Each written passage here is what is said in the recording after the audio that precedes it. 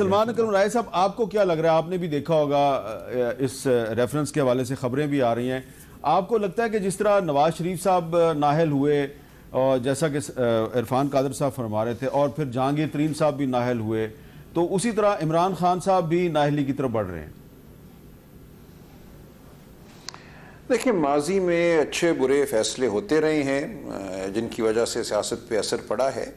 अगर उसी नौइयत का कोई अच्छा या बुरा फैसला होना है तो जाहिर है फिर कुछ भी हो सकता है, नाहल भी उन्हें कोई करार दे सकता है। लेकिन मैं इससे हट के जो मुझे बात तकनीकी सतह पे समझ आती है वो मैं गुजारिश करना चाहूँगा। देखिए, ये बात तो बिल्कुल वाज़ेह है कि आइन के आर्टिकल 62(1)(f) 62 एक फे जो है उसके तहत अगर डिक्लेरेशन देनी है किसी के हवाले से कि सादिक नहीं है, तो वो डिक्लेरेशन एक कोर्ट ऑफ लॉ ने देनी है और कोई मजाज नहीं है ये डिक्लेरेशन देने का। और ये मामला इस वक्त फैसल लाउडा साहब के केस में सुप्रीम कोर्ट के सामने है। उसमें एक ये नुक्ता मौजूद है कि क्या सुप्रीम कोर्ट के फैसलों की रूह से और आइन का जो वाज़े मतन है उसकी रूह से इलेक्शन कमीशन को ये इख्तियार हासिल था कि वो इस किस्म की कोई डिक्लेरेशन देता। ये और बात है कि सुप्रीम कोर्ट के सामने उनकी कोई गलत बयानी आ जाए और सुप्रीम कोर्ट खुद डिक्लेरेशन दे दे कि ये सादिक नहीं है, वो बिल्कुल एक दूसरी बात होगी। इस वक्त मामला ये है कि क्या इलेक्शन कमीशन ऐसी कोई डिक्लेरेशन दे सकता है? तो मेरी नज़र में तो बात वाज़ेह है कि इलेक्शन कमीशन इस नौइयत की डिक्लेरेशन नहीं दे सकता 62(1)(f) की मौजूदगी में और जो उसका वाज़े मतन है।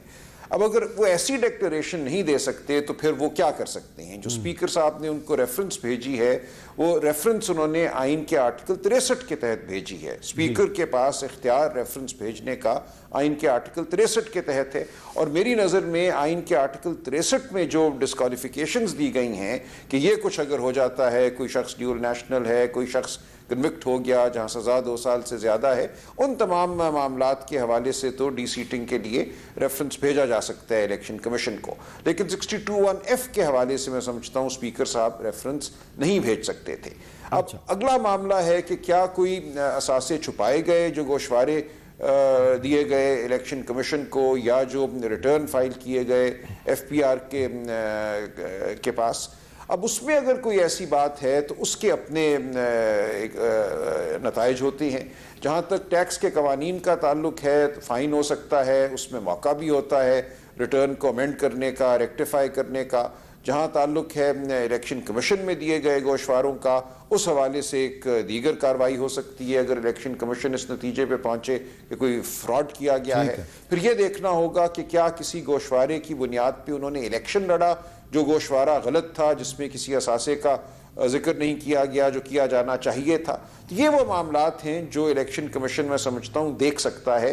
लेकिन सादिक अमीन के हवाले से इलेक्शन कमीशन को इख्तियार हासिल नहीं है डिक्लेरेशन देने का। अगर आपकी इजाज़त तो ब्रीफली मैं ऐड करूँ, इलेक्शन कमीशन के सामने हमारे 4 सबमिशंस थी। एक ये कि जो आर्टिकल 63 का रेफरेंस आता है वो उन इश्यूज़ पे आ सकता है जो 63(1) में जिक्र है। ये वाला जिक्र नहीं है कि तोशाखाना अगर आपने डिक्लेयर नहीं किया तो आ ही नहीं सकता। सेकंड ये था कि आप कोर्ट ऑफ लॉ नहीं है, लिहाजा 62(1)(f) का आप डिक्लेरेशन नहीं दे सकते।